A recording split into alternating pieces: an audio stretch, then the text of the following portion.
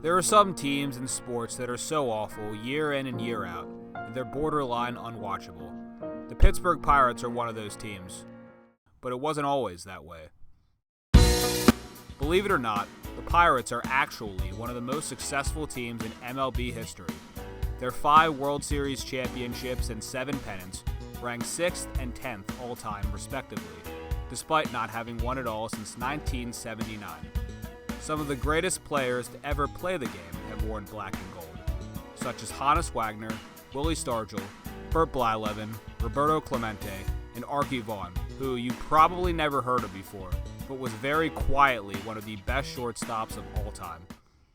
In the early 90s, the Pirates boasted another strong team, which was anchored by 1990 Cy Young winner Doug Drabek and the three-headed monster of Andy Van Slyke, professional finesser Bobby Bonilla, and 2-time National League MVP Barry Bonds. Oh, wait, I meant to say Barry Bonds. Together, they won at least 95 games each year from 1990 to 1992, although they came up short in the NLCS all 3 years. This included a gut-wrenching loss to the Atlanta Braves in Game 7 of the 1992 NLCS, where the Braves rallied from a 2-0 deficit in the bottom of the 9th inning to win on a Francisco Cabrera walk-off single, where Barry Bonds somehow couldn't throw Sid Bream out at home. That was the beginning of the end for the Pirates. Bonds and Doug Drabek signed with other teams that offseason, and Bobby Bonilla had left the year prior. The Pirates struggled without their star pitcher and outfielder, going 75 and 87 in 1993. They continued to struggle the next year, and the year after that, and the year after that. It would take until 2013, yes, you heard that right, for the Pirates to even finish above 500, and in that time frame, they racked up 8 90-loss seasons, 2 100-loss seasons, and 9 last-place NL Central finishes. In a system that is deliberately designed to help out teams that suck, this is unprecedented. It's actually harder to be that bad for that long than to accidentally be good for a year or two. So, in this video, I'm going to try and figure out how this could have possibly happened, and, more broadly, why there are certain teams that just perpetually suck.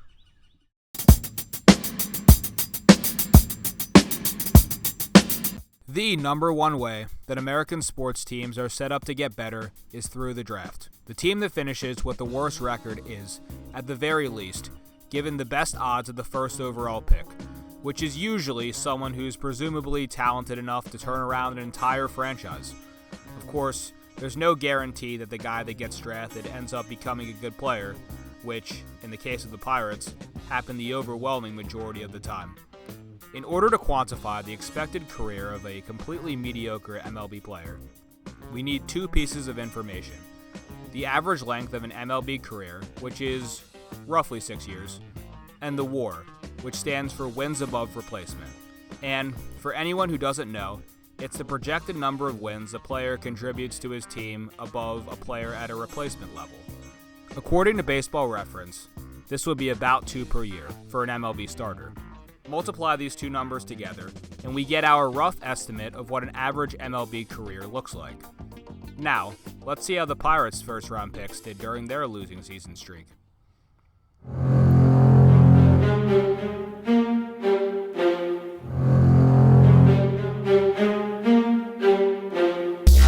This dot plot is absolutely frightening to look at. Astonishingly enough, out of the 25 first-round draft picks in this span, there were more who didn't even make the major leagues than picks who reached the 12 WAR threshold. It's no wonder the Pirates were so bad for so long when they constantly missed out on high-end talent. But when a team does hit on a draft pick, such as Pittsburgh drafting 2013 NL MVP Andrew McCutchen, they need to build their franchise around them. Now, I think we have to talk about Pirates owner Bob Nutting.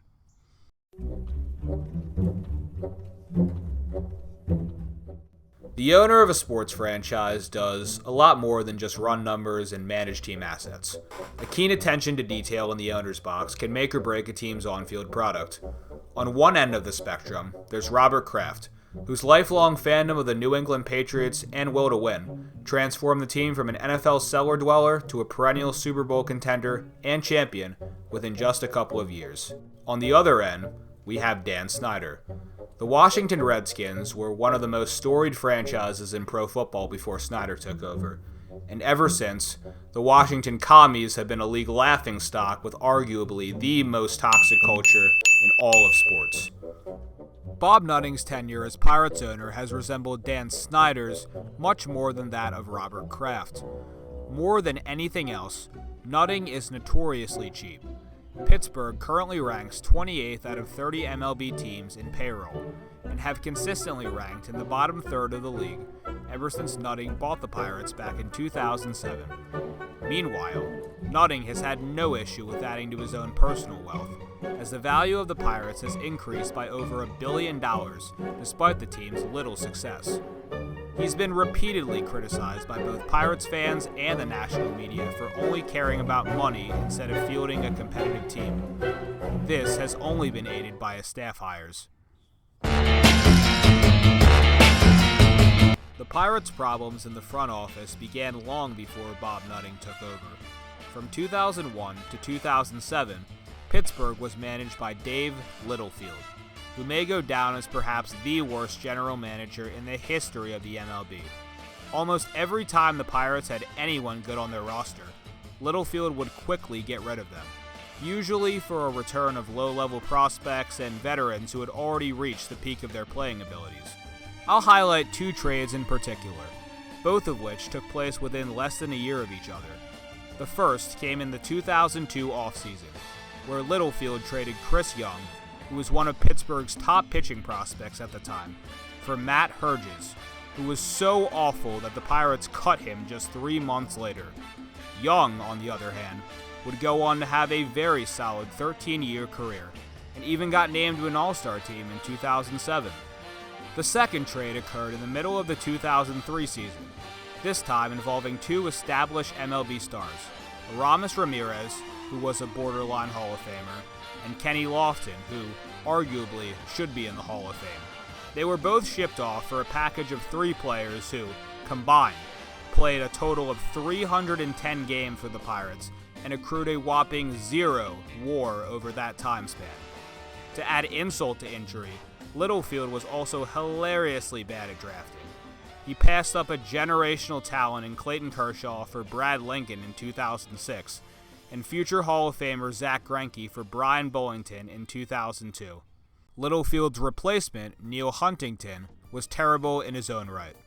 Although the Pirates were much more successful in this era, Huntington made a series of ludicrous moves that set Pittsburgh back a decade. In the 2018 offseason, he traded Garrett Cole, who was a Cy Young contender just 2 years earlier, to the Houston Astros for 4 players and prospects, none of which are on the team today.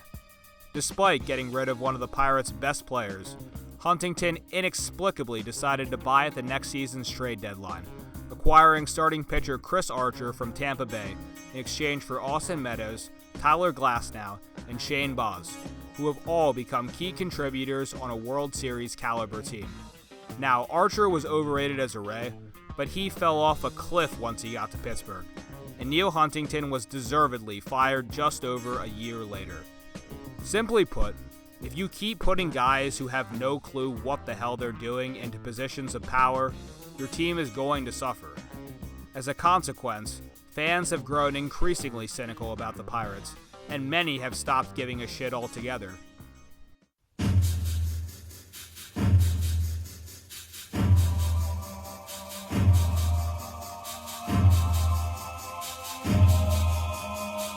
Some environments are simply not suited for certain sports. The best example I can think of to back up my claim is the Arizona Coyotes.